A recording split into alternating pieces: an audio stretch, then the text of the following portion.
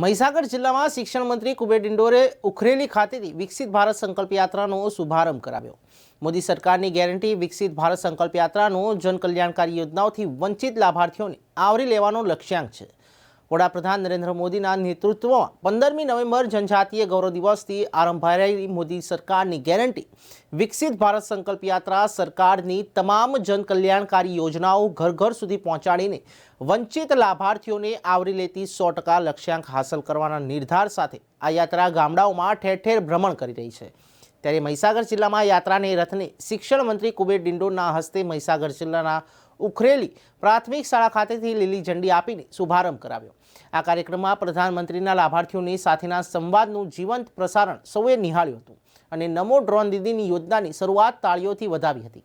આ કાર્યક્રમમાં મેરી કહાની મેરી જુબાની થકી વિવિધ યોજનાના લાભાર્થીઓએ મેળવેલ લાભો અંગેનું વર્ણન કર્યું। ધરતી કહે પુકાર કે નાટિકા રજૂ કરાઈ હતી, જેમાં ગાય આધારિત પ્રાકૃતિક ખેતી અંગેનો સંદેશ અપાયો। સૌએ વિકસિત ભારતનો સંકલ્પ લીધો હતો। ત્યારે મહાન અનુભવોના હસ્તે PMJAYના કાર્ડ, આવાસ યોજના સહિતના લાભાર્થીઓને વિવિધ લાભો આપવામાં આવ્યા હતા।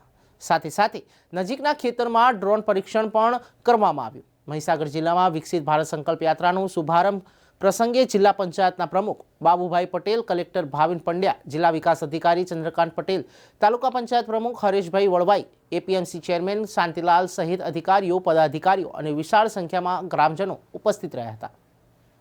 આજે સન્માન્ય દેશના પ્રધાનમંત્રી શ્રી નરેન્દ્રભાઈ મોદી સાહેબની ગેરંટીનો રથ આજે પૂરા ગુજરાતમાંથી એનો બીજા તબક્કામાં શુભારંભ થઈ રહ્યું છે। એના ભાગરૂપે આજે 15મી નવેમ્બર જનજાતિ ગૌરવ દિવસથી શરૂઆત થઈ, તે દિવસથી આજે બીજા તબક્કામાં અમારી મહીસાગરના આ માનગઢની ધરતી, અમારી ઐતિહાસિક ભૂમિ, આ માનગઢથી આ પ્રસ્થાન આજે ભારત સંકલ્પ યાત્રાનો અહીંયા પ્રસ્થાન થઈ રહ્યું છે। ત્યારે આજે એનો અમે પ્રસ્થાન અમારા વહીવટીતંત્ર, અમારા અધિકારીઓ, પદાધિકારીઓ, તાલુકા પ્રમુખ, જિલ્લા પ્રમુખ, અમારા IPMC ચેરમેન બધા સાથે મળીને એનું પ્રસ્થાન કરાવડાવ્યું છે।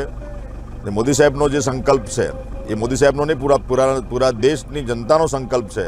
અને સાથે સાથે આ મોદીજીની ગેરંટી છે કે આપણી જે લોકોને જે લાભ મળ્યા છે એને જેની માહિતગાર થાય, અને વત્તામાં જે લાભાર્થી વંચિત છે એમને આયુષ્યમાન ભારત કાર્ડ, કિસાન સન્માન નિધિ અને જે કંઈ નાની મોટી યોજનાઓ છે એનો લાભો એને મળે, અને જે બાકી છે ને એના ઘર સુધી પહોંચીને રથના માધ્યમથી એવા લાભાર્થીઓને શોધીને અમારું વહીવટીતંત્ર, અમારા ગ્રામ પંચાયતથી લઈને જે કલેક્ટર સુધીના તમામ કર્મચારી મિત્રો જે છે એમાં જોડાયેલા છે, એ લાભાર્થીઓને શોધીને એમને લાભ આપવાનું કામ પણ આ વિકસિત ભારત સંકલ્પ યાત્રાના અનુસંધાને એનું આયોજન કર્યું છે।